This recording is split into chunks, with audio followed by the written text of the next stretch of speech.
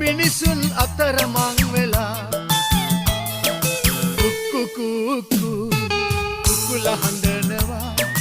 කුරුළු කොබෙයෝ ගීත ගායනවා නිහඬියාව දැන් හිමින් නැකෙනවා දෙගිඩියාවකින්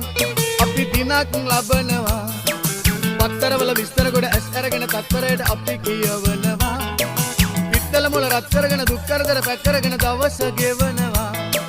පත්තරවල විස්තර කොට ඇස් අරගෙන තත්පරයට අපි කියවනවා